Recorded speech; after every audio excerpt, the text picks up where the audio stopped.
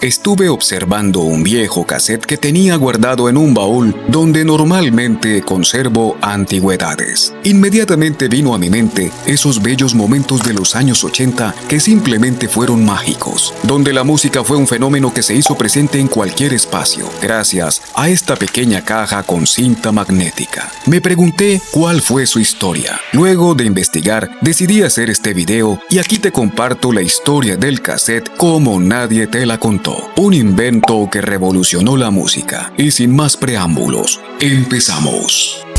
Antes de que el cassette existiera, escuchar música era una experiencia muy distinta. La música no te acompañaba, la música te esperaba. Si querías oír tus canciones favoritas, tenías que estar en un lugar fijo, en la sala de tu casa, frente a un tocadiscos o muy cerca de un radio.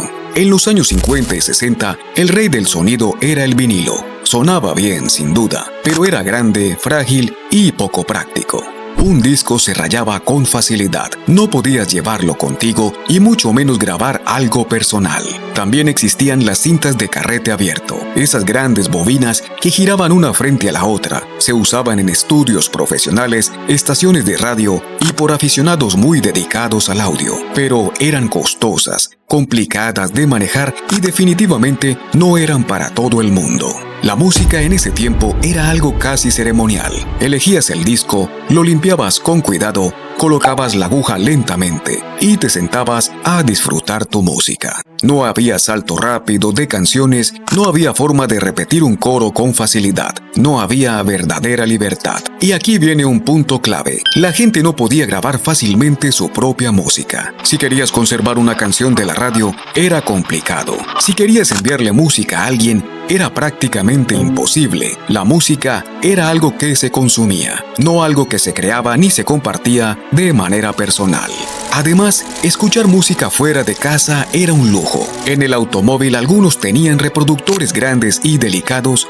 En la calle simplemente no existía esa posibilidad. La música no caminaba contigo, no viajaba contigo, no era parte de tu rutina diaria. Mientras tanto, el mundo estaba cambiando. La juventud crecía, las ciudades se aceleraban, los estilos musicales se multiplicaban. La gente quería moverse, quería llevar su música, quería grabar su voz, quería repetir canciones una y otra vez, sencillamente quería tener el control. Había una necesidad clara, un espacio vacío, algo pequeño, resistente y fácil de usar. Algo que no solo reprodujera música, sino que permitiera crearla. Y justo en ese momento, cuando nadie lo imaginaba, alguien estaba a punto de meter la música en el bolsillo de millones de personas y cambiar para siempre la forma en que el mundo escucharía el sonido.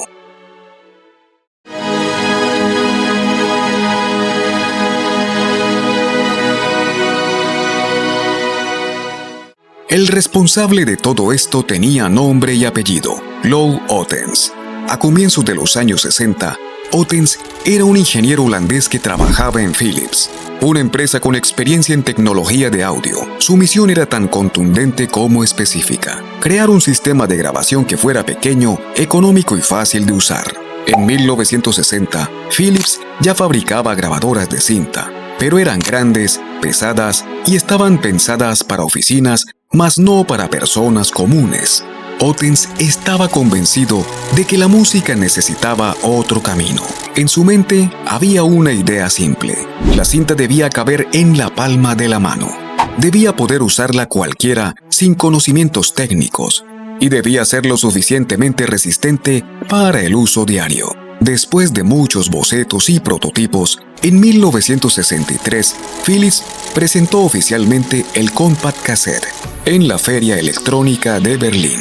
Era una pequeña caja de plástico, 2 carretes internos, cinta magnética protegida y un diseño tan sencillo que parecía obvio.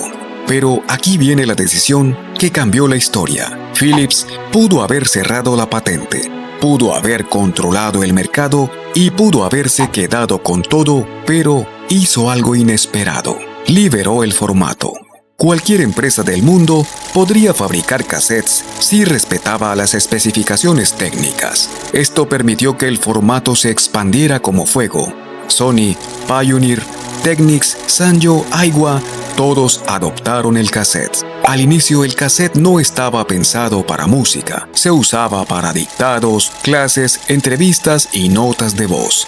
Pero la tecnología avanzó rápido, las cintas mejoraron, los cabezales se perfeccionaron y la música encontró su lugar natural. Para finales de los años 60, el cassette ya entraba en los hogares y en los años 70 se volvió imparable. Lou Ottens nunca imaginó que su invento vendería miles de millones de unidades. No se llegó a imaginar que cambiaría la cultura musical del planeta. Para él era solo una solución práctica, un experimento más. Para el mundo era el inicio de una revolución sonora.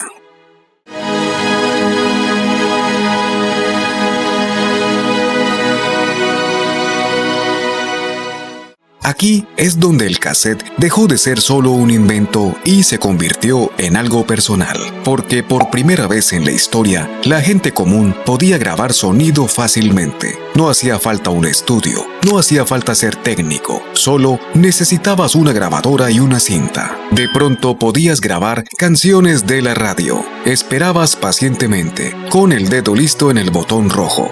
Y cuando sonaba tu canción favorita, hacías un clic. Y listo, la canción quedaba guardada. Así nacieron los mixtapes, cintas hechas en casa, con canciones elegidas una por una, pensadas para alguien especial, para estudiar o simplemente para enamorar. Cada cassette era único, tenía errores, ruidos, silencios raros, pero tenía algo más importante: intención y libertad.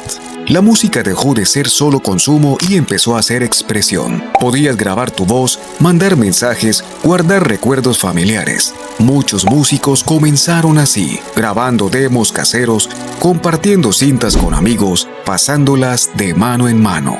El cassette democratizó la creación musical. En escuelas, universidades y barrios, las grabadoras de cassette se volvieron comunes. Eran herramientas de aprendizaje, de comunicación y de identidad. Y había algo mágico. Si algo no te gustaba, simplemente rebobinabas, borrabas y volvías a grabar. No era perfecto, pero era libre. Además, el cassette no imponía reglas, no te decía qué escuchar ni cómo hacerlo. Tú decidías el orden, la duración y el momento. Para finales de los años 70, el cassette ya no era solo un formato, era una cultura. Y entonces, cuando el cassette ya estaba en todas partes, llegó el invento que lo haría invencible.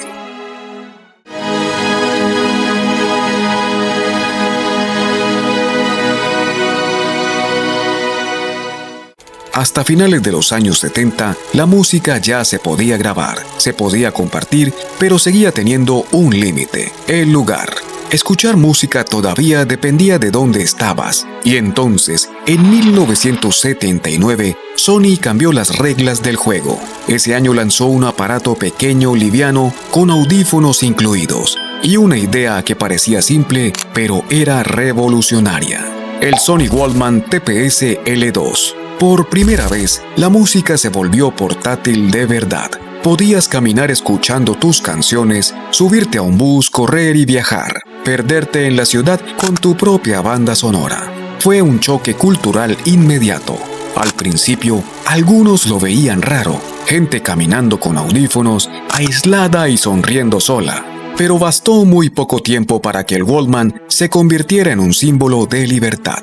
La juventud lo adoptó al instante. No importaba el país, no importaba el idioma, el cassette y el Walkman hablaban un lenguaje universal. La música ya no era compartida obligatoriamente. Ahora también podría ser íntima, personal y privada. Podías escuchar la misma canción 10 veces seguidas, rebobinar justo en tu parte favorita, cambiar de cinta según tu ánimo. El Walkman también cambió la relación con el espacio. La ciudad se sentía distinta con música. Los trayectos se acortaban, el tiempo pasaba más rápido y el mundo parecía moverse al ritmo del cassette. Y no solo Sony ganó, otras marcas siguieron el camino. Aiwa, Panasonic, Sanyo, todas desarrollaron reproductores portátiles.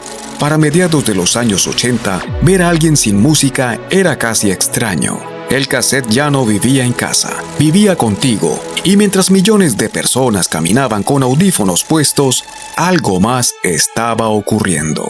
La música grabada en cassette estaba llevando artistas mucho más lejos de lo que nadie imaginó.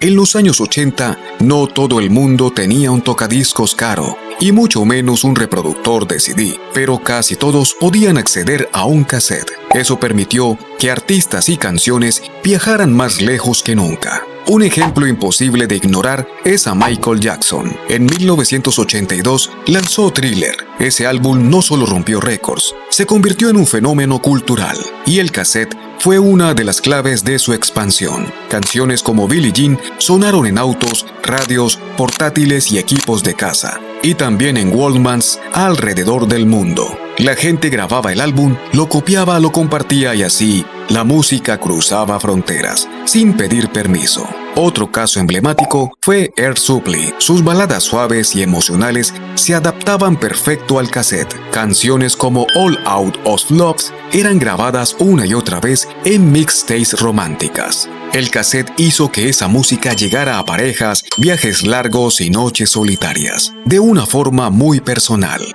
También está Foreigner, una banda que dominó la radio en los años 80 con canciones como I Want to Know What Love Is. Ese tema se convirtió en un clásico que vivía en miles de cassettes caseros. No solo se escuchaba, se vivía y el cassette ayudaba a repetirlo hasta memorizar cada nota. Y aquí entra otro grupo clave, que se hizo enormemente popular gracias al cassette. Hablamos de ABBA. Aunque comenzaron antes, en los años 70 y 80, sus canciones viajaron por el mundo principalmente en formato cassette. Temas como Dancing Queen llegaron a hogares donde el vinilo era caro o difícil de conseguir. El cassette permitió que su música sonara en cocinas, autos, fiestas familiares y radios portátiles. Y eso es lo importante. El cassette no discriminaba, no importaba si vivías en la gran ciudad o en un pueblo pequeño, la música igual llegaba. Gracias al cassette, estos artistas no solo vendieron discos, entraron en la vida diaria de la gente, se volvieron parte de sus recuerdos, de sus viajes y de sus historias personales. Y mientras las canciones conquistaban el mundo, había otro protagonista silencioso que merecía su propio reconocimiento: las máquinas que hacían posible que todo esto sonara.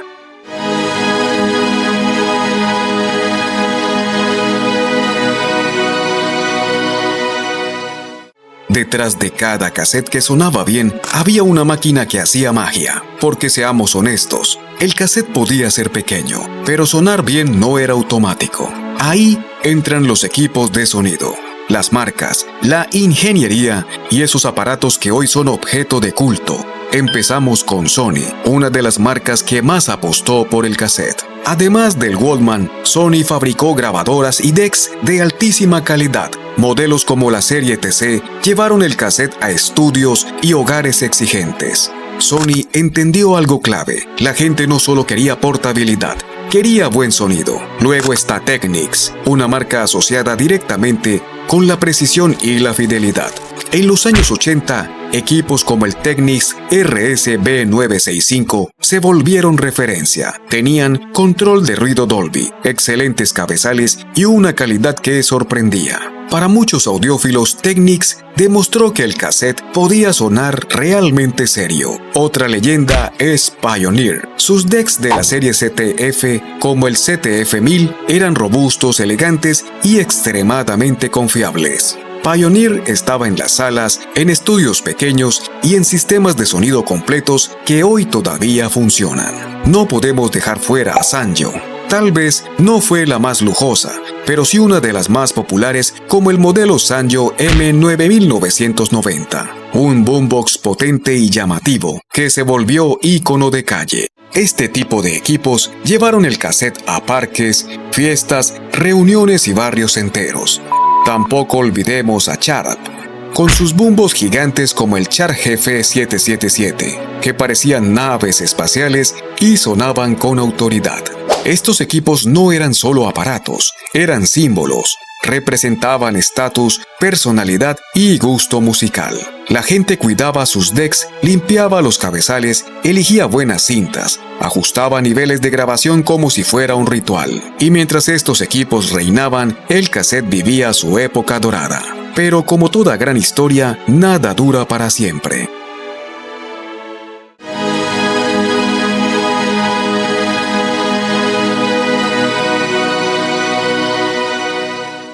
A comienzos de los años 80, cuando el cassette parecía imparable, algo nuevo apareció en el horizonte. En 1982, Philips y Sony presentaron oficialmente un nuevo formato de audio, el Compact Disc, o más conocido como el CD. Al principio muchos no lo notaron en serio, parecía caro, frágil y poco accesible, pero el mensaje era poderoso: audio digital, sin ruido de cinta, sin desgaste y sin rebobinar. Ponías el disco y la música empezaba al instante. Para el público eso sonaba a futuro. Durante los años 80 tardíos y sobre todo en los años 90, el CD comenzó a ganar terreno. Las disqueras empujaron fuerte el cambio. Era un formato más caro, más rentable y con una imagen más moderna. El cassette, en comparación, empezó a verse viejo. Había razones reales para el cambio. La cinta se podía estirar, se desgastaba con el uso, el sonido podía perder calidad.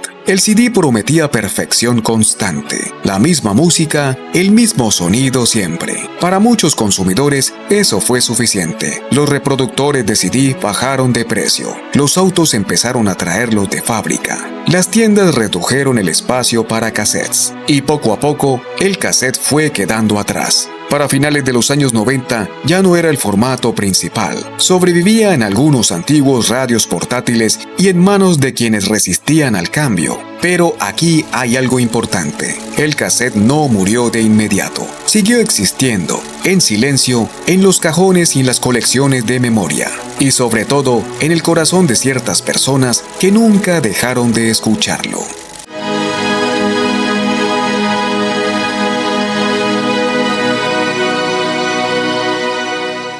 Aunque para muchos el cassette quedó en el pasado, hubo personas que nunca dejaron de escucharlo, los audiófilos. Para ellos el cassette siempre tuvo algo especial. No era un formato perfecto, y justamente por eso era interesante. El sonido analógico del cassette tiene calidez, tiene cuerpo, tiene una textura que no es digital. No suena idéntico cada vez, y eso, lejos de ser un defecto, lo vuelve humano. El leve ruido de fondo, la compresión natural de la cinta, la forma en que el sonido se aprieta suavemente, todo eso crea una experiencia íntima. Y entonces, a partir de 2018, algo empezó a cambiar. El cassette comenzó a regresar, no como formato masivo, sino como objeto cultural. Sellos independientes lo recuperaron. Ediciones limitadas, arte físico y experiencia tangible. Pero lo más interesante fue esto: artistas actuales y mundialmente conocidos comenzaron a lanzar música en cassette. En 2019, Billie Eilish publicó su álbum en formato cassette. Una artista de la nueva generación apostando por un formato clásico como parte de su identidad artística. Luego, en 2022, Arctic Monkeys lanzaron su álbum The Car también en formato cassette. Una banda consolidada usando el cassette no por nostalgia vacía, sino como elección estética. Estos lanzamientos dejaron algo claro: el cassette ya no competía con lo digital, había encontrado otro lugar. Un lugar emocional, un lugar físico, un lugar donde la música se siente en las manos. Hoy el cassette convive con el streaming, no intenta reemplazar nada, pero sigue vivo y sigue sonando. Si esta historia te movió tus recuerdos, déjalo en los comentarios. Suscríbete, dale like, porque el cassette no fue el único formato que marcó generaciones. Y no dejes de ver el siguiente video que aparece en pantalla, que estoy seguro te va a encantar.